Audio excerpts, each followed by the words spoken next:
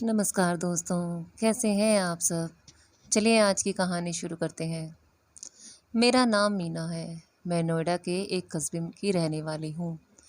उस वक्त मेरी उम्र 29 साल की थी। मेरी एक बेटी थी जिसकी उम्र 11 साल थी और मेरे पति का नाम राकेश था। वो ऑटो चलाया करते थे। मेरे पति को हमेशा से ही बेटे की बड़ी ख्वाहिश थी। लेकिन जब मेरी बेटी इस दुनिया में आई तो डॉक्टर्स ने कह दिया था कि मैं इसके बाद दोबारा माँ नहीं बन पाऊँगी। बच्चे की माँ और बच्चे को बड़ी मुश्किल से बचाया है। मेरे पति ने सबके सामने कह दिया था कि अब ये दोनों भी मेरे किसी काम के नहीं हैं। मैंने जल्दी शादी इसलिए की थी कि जल्दी जल्दी मेरा बेटा हो जाएगा तो वो मेरे साथ खड़ा होगा, क्योंकि मेरा तो कोई सगा भाई भी नहीं था। लेकिन इस औरत ने तो मेरी ज़िंदगी की सारी उम्मीदें ही तोड़ दी हैं। अब मैं इससे छुटकारा पाकर जल्द से दूसरी शादी करूँगा। पर 12 साल हो गए, मेरे पति ने मुझे अभी तक नहीं छोड़ा और ना ही किसी से दिल लगी। इसलिए नहीं की कि वह मेरे साथ बहुत ही ज़्यादा वफ़ादार था, बल्कि इसलिए क्योंकि उसे पता था कि उसे अब कोई भी अपनी बेटी का रिश्ता नहीं देगा। वो पूरे मोहल्ले और रिश्तेदारों में एक लापरवाह इंसान था। उसने अपने ऑटो भी बेच दिया था। मैं घर से कपड़े की सिलाई का काम करती थी और उसी से घर चलता था। कभी कभी वो कहीं कहीं से थोड़े बहुत पैसे ले आया करता था, लेकिन वैसे सबको ही पता था कि उसकी कोई पक्की कमाई तो है नहीं। जाहिर है, ऐसे इंसान को कोई अपनी बेटी क्यों ही देगा। इधर अब मेरी बेटी भी मेरे कद जितनी हो गई थी, जिसका नाम मैंने शीतल रखा था। बहुत ही ज़्यादा खूबसूरत और दुबली पतली थी। और यह बड़ी ही अजीब बात थी कि हमारे ख़ानदान में यह पहली लड़की थी जिसका रंग बहुत ज़्यादा गोरा था। लेकिन मेरी बेटी बहुत ज़्यादा मासूम थी, क्योंकि मैंने सारी ज़िंदगी उसे अपने सीने से लगाकर छुपा कर रखा हुआ था। यह सोचकर कि मेरी एक ही बेटी है, दोबारा कोई बच्चा नहीं हो सकता। अगर उससे भी कुछ हो गया तो मैं बेऔलाद हो जाऊंगी। इसलिए मैंने उसे सारी ज़िंदगी ज़रूरत से ज़्यादा ही हिफाजत में पाल रखा था। और उसका नुकसान ये हुआ था कि वह ज़रूरत से ज़्यादा ही मासूम थी। उसे किसी की बात करने का पता ही नहीं था। मैं उसको लड़कियों के साथ खेलने जाने के लिए भी नहीं छोड़ती थी। इस तरह उससे किसी की दोस्ती भी नहीं हुई और उसने मोहल्ले की लड़कियों के साथ ज़्यादा वक्त भी नहीं गुजारा था। मैं उसे शादियों में भी नहीं लेकर जाया करती थी। और इसके अलावा हम गरीबों का और कौन सा आना जाना होता है। लेकिन मैं सोचती रहती थी कि मैं उसके साथ हूँ, सारी ज़िंदगी मैं उसका ख्याल करूँगी। मैं तो उसे बाहर के खतरों से बचा रही थी। मुझे क्या पता था कि कभी खतरे घर के अंदर भी होते हैं। खैर, ये तो एक लंबी बात है। जब मेरी बेटी थोड़ी जवान हो गई तो मेरे पति ने उसके साथ ज़्यादा समय बिताना शुरू कर दिया, जबकि सारी ज़िंदगी वो उसे धुतकारता ही आया था। कहता था कि तेरी वजह से तूने अपनी माँ को बांझ बना दिया और मेरे बच्चे इस दुनिया में आने से रह गए, नहीं तो मुझे 10वें बेटा पैदा करने। लेकिन ये सब तो किस्मत का खेल था। मैं कहती थी कि इससे मेरी बेटी का कोई कसूर नहीं था। लेकिन अभी तक वह मेरी बेटी से नफरत करता था, उसे ताने देता था, उसे अपने साथ कहीं लेकर भी नहीं जाता था, उसे अपनी बेटी तक नहीं मानता था, उसके सर पर कभी प्यार से हाथ भी नहीं रखा। लेकिन आज तो मैं सामने का मंजर देखकर हैरान रह गई। वह मेरी बेटी को अपने पास बिठाकर बैठा था और उसे बहुत प्यार से बात कर रहा था। वो कह रहा था कि तुम्हारे लिए क्या लेकर आऊँ, 1-2 दिन के लिए शहर जा रहा हूँ। मेरी बेटी भी हैरान नज़र आ रही थी। उसने कोई चीज़ बता दी और उठकर अपने कमरे में चली गई। मैंने अपने पति से कहा कि क्या बात, आजकल बहुत प्यार आ रहा है अपनी बेटी पर। तो कहने लगा कि बस अब मैं बूढ़ा हो गया हूँ और मुझे एहसास हो गया है कि हमारे बुढ़ापे का सहारा है। मैं भी तो पागल था, बस यही सोचता था कि नस्ल बढ़ जाएगी। लेकिन अगर ये मेरे नसीब में ही नहीं है तो मैं क्या कर सकता हूँ। मैंने तेरे साथ नहीं, ऊपर वाले के साथ भी ज़िद लगा रखी थी और ईश्वर के साथ ज़िद नहीं करनी चाहिए। अब यही मेरी बेटी है और मैं इससे बहुत ज़्यादा प्यार करूँगा। यह सुनकर मेरी आंखों में आंसू आ गए। चलो, इस इंसान को थोड़ी समझ तो आई। मैंने उससे कहा कि अब तो बेटी जवान हो रही है, अब 2-3 साल में इसकी शादी हो जाएगी, फिर हमारी बेटी हमें छोड़कर अपने ससुराल चली जाएगी। लेकिन तुमने इतने साल बर्बाद कर दिए। कितनी प्यारी बच्ची थी हमारी जब छोटी थी, कैसे भाग भाग कर तुम्हारे पीछे पीछे जाती थी, तुम्हें बाबा बाबा कहती थी और तुमने उसे गोद में भी नहीं लिया। इस बात पर मेरे पति की आंखों में आंसू आ गए। उसने कहा कि मैंने वाकई काफ़ी सारा वक्त बर्बाद कर दिया, लेकिन अभी भी देर नहीं हुई है। जब मेरी बेटी छोटी थी तो मैं उसे उसके पिता के पास नहीं छोड़ती थी, ये सोचकर कि किसी दिन उसको गुस्सा ना आ जाए और वह मेरी बेटी की जान ना ले ले। लेकिन मुझे यकीन हो गया था कि इस दिल के वाकई उसकी बेटी के लिए प्यार जाग गया है। आखिर वो उसके बाप तो था, कोई सौतेला तो था नहीं। हमारे दिन इसी तरह गुजरने लगे और ये दोनों बाप बेटी बहुत ही ज़्यादा करीब आ गए। जो लम्हे इन्होंने एक दूसरे के साथ नहीं गुजारे थे आज तक, अब वो गुजर रहे थे। वो मेरी बेटी को अपने साथ बाज़ार भी ले जाता, उसके लिए तोहफे भी लेकर आता, खाने पीने का सामान, हर ज़रूरी चीज़ दिलवाता। मुझे आजकल एक जगह नौकरी मिल गई थी। एक सेंटर था जहाँ पर जाकर मैं कपड़ों की सिलाई किया करती थी और एक सूट के साथ काफ़ी अच्छे पैसे बच जाते थे। मैं घर में कपड़े सीती थी तो घर के कामों में लग जाती थी, लेकिन वहाँ पर जाती तो दिमाग सिर्फ काम की तरफ ही लगा रहता था। पहले मैंने यह काम करने से मना कर दिया, लेकिन सोचा कि मेरे पति तो खाली ही तो हैं मेरी बेटी का ख्याल रखने के लिए। जवान बच्ची को घर में अकेला छोड़कर तो नहीं जा सकती थी, लेकिन आजकल घर के हालात कुछ और ही थे। इसलिए मैंने सोचा कि मैं ये काम कर लेती हूँ और मैं ये काम करने के लिए रोज़ जाती थी। शाम को जब वापस आती मेरी बेटी मुझे रोज़ खुशी खुशी बताती कि आज पापा ने मुझे ये चीज़ ला कर दी, आज वो मेरे लिए सूट लेकर आए और आज हम सैर करने गए, मैंने गोलगप्पे भी खाए थे, आइसक्रीम। लेकिन कुछ दिनों से मेरी बेटी मुझे ये सब बातें नहीं बता रही थी, बल्कि कहीं खोई हुई रहती थी। मैंने कहा कि क्यों आजकल पापा के साथ बाहर नहीं जाती हो? तो कहने लगी, जाती हूँ। तो फिर मुझे क्यों नहीं बताती? मैंने पूछा। और पूरा दिन क्या करती हो? मैं तो काम ही करती रह जाती हूँ, तुम दोनों के साथ मज़े ही नहीं कर पाती। मुझे बताया तो करो कम से कम, मैं सुनकर ही खुश हो जाया करूँ। मैं अपनी बेटी से मुस्कुराकर बात कर रही थी क्योंकि मैं उसके लिए खुश थी, लेकिन वो तो मुझे बिल्कुल खुश नज़र नहीं आ रही थी। फिर मेरी बेटी बीमार रहने लगी, कभी कहती मेरी कमर में दर्द है, कभी मेरी टांगों में दर्द है। मुझे समझ ही नहीं आ रहा था कि उसके साथ क्या हो रहा है। एक ही डॉक्टर थी हमारे पूरे गांव में, उससे बात की तो उसने कहा कि बच्ची जवान हो रही है, इसलिए ये सब कुछ तो होता है, तुम ज़्यादा फिक्र मत करो, जब इसे दर्द हो तो दर्द की गोली दे दिया करो, इसकी खुराक बेहतर करो, दूध वगैरह दिया करो, ठीक हो जाएगी। मैंने कहा कि ठीक है। मैंने उस बात पर ज़्यादा ध्यान नहीं दिया और अजीब बात ये भी थी कि आजकल मेरा पति वैसे ही तो बहुत खुश था, उसका मूड भी बहुत अच्छा था। काफ़ी दिनों से उसने मेरे साथ झगड़ा भी नहीं किया था, घर में पैसे भी लाकर दे रहा था, लेकिन मुझसे दूर दूर भाग रहा था। हमारी कौन सी अभी इतनी उम्र हुई थी, और अगर वह इतना ही खुश था तो थोड़ी सी प्यार मेरे साथ भी तो बांट सकता था।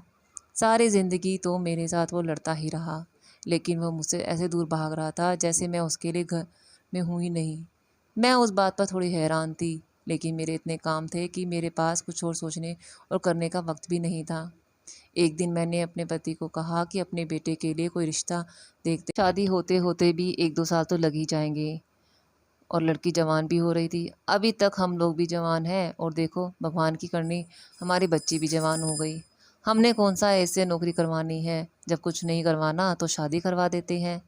मेरे पति ने कहा कि नहीं, अभी तो नहीं, अभी तो ये बहुत छोटी है, मैं तो इसकी शादी 21 साल की उम्र तक ही करूँगा। जब ये 21 साल की नहीं हो जाती मैं इसकी शादी नहीं करूँगा। मैंने कहा कि 21 साल तो बहुत ज़्यादा है, 19 साल सही है।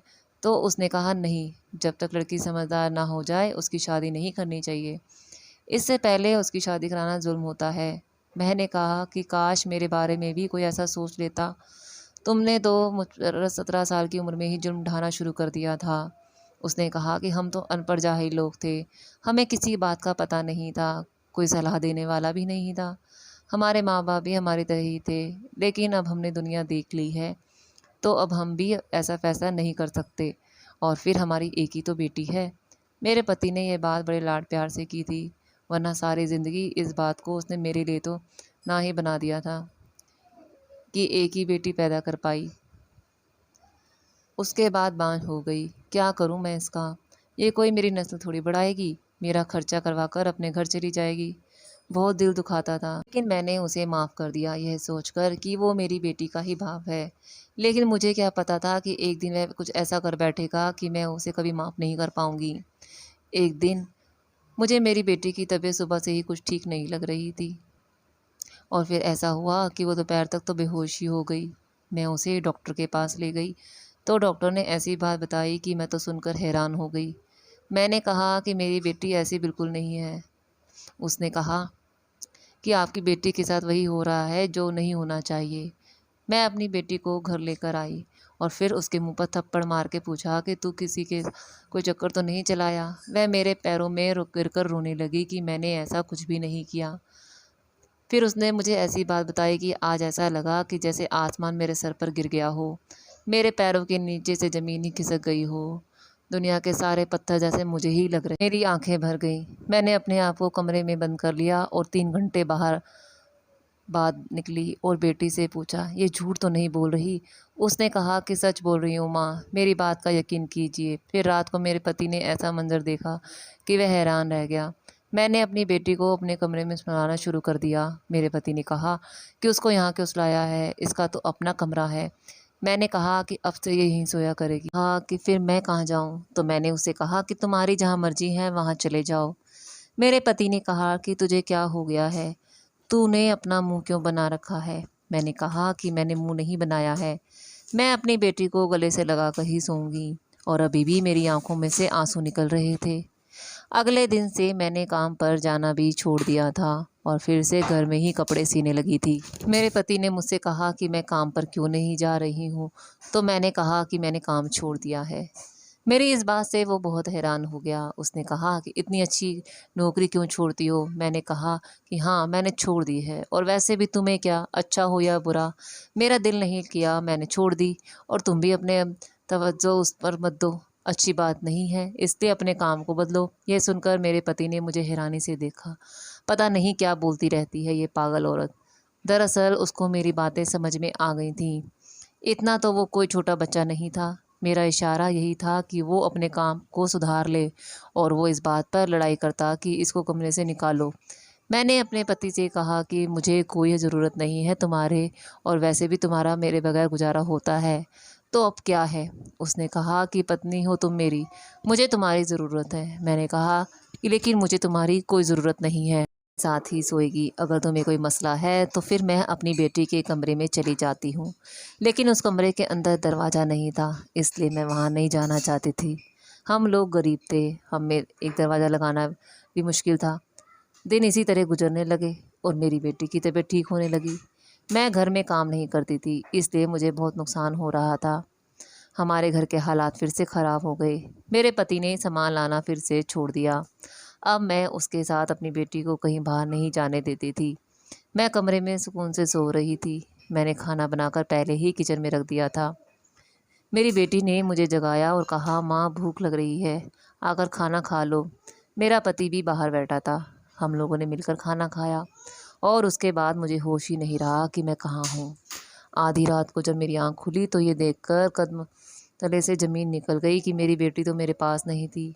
मैं फ़ौरन उठी और बाथरूम की तरफ गई कि शायद वो बाथरूम में होगी, लेकिन वहाँ पर भी वो नहीं थी। इसके बाद मैंने ऐसा मंज़र देखा कि मेरी कदम के नीचे से ज़मीन ही निकल गई हो। मेरी बेटी अपने कमरे में सो रही थी और मेरा पति चारपाई पर बैठा था। मैं उसे कुछ पल देखती रही। उसने कहा, क्यों पागल की तरह घूर रही हो? उसने कहा कि जाकर सो जा चल, और यहाँ से जा। उसने खाने में नींद की दवाई मिलाई थी, वरना मुझे कभी भी ऐसी बेहोशी वाली नींद नहीं आती थी। मुझे पता ही नहीं चला कि मेरी बेटी कब उठ गई। सुबह मेरी बेटी को बुखार था और उसको होश ही नहीं आ रहा था। मैं बहुत ज़्यादा परेशान थी। एक मोहल्लेदार औरत को उसके पास बिठाया और दिल में एक फ़ैसला कर लिया। मैं मोहल्ले में गई और पास वाले की दुकान से फावड़ा लेकर आई। रात को पूरे मोहल्ले की बिजली खराब थी, लेकिन सर्दियां थीं, इसलिए सब लोग सुकून से सो भी रहे थे। हर तरफ सन्नाटा था, बहुत खामोशी थी। सुबह हुई तो मेरी आंख जल्दी ही खुल गई और मैं अपने काम में व्यस्त थी। लेकिन अचानक दरवाजे की कुंडी बजी। बजने वाले का अंदाज ऐसा लगा जैसे वह कोई पुलिस वाला हो या फिर कोई डाकू। बहुत ही बुरी तरह से कुंडी बजा रहा था। मैं घबरा गई। मैंने फैसला कर लिया कि मैं दरवाज़ा नहीं खोलूँगी। मेरी बेटी भी उठ गई और उसने कहा कि माँ, क्या हो रहा है और आप क्या कर रही हैं? ये आंगन क्यों खुदा पड़ा है और आप पापा कहाँ हैं? मैंने कहा कि उस आदमी को पापा कहने की ज़रूरत नहीं है। मेरी बेटी ने मुझे देखा तो उसके मुंह से चीख निकल गई। उसने कहा कि आपके कपड़े पर ये क्या लगा हुआ है? मैंने कहा कि पागल, ये तो बाथरूम में गिर गई थी ना, इसलिए कई जगह चोटें लग गई हैं और यही वजह है कि मेरे कपड़ों पर ये सब लग गया है। तुम घबराओ नहीं, मैं तेरी माँ हूँ ना, मैंने सब कुछ ठीक कर दिया है। लेकिन बाहर बार बार कुंडी बज रही थी। उसने कहा कि दरवाजे पर कौन है और ये हमारे घर का दरवाज़ा क्यों तोड़ रहे हैं। मैंने कहा कि अपना सामान उठा और बराबर वाली आंटी के घर चली जा और वहाँ पर ही रहना जब तक कि मैं तुझे लेने के लिए नहीं आती।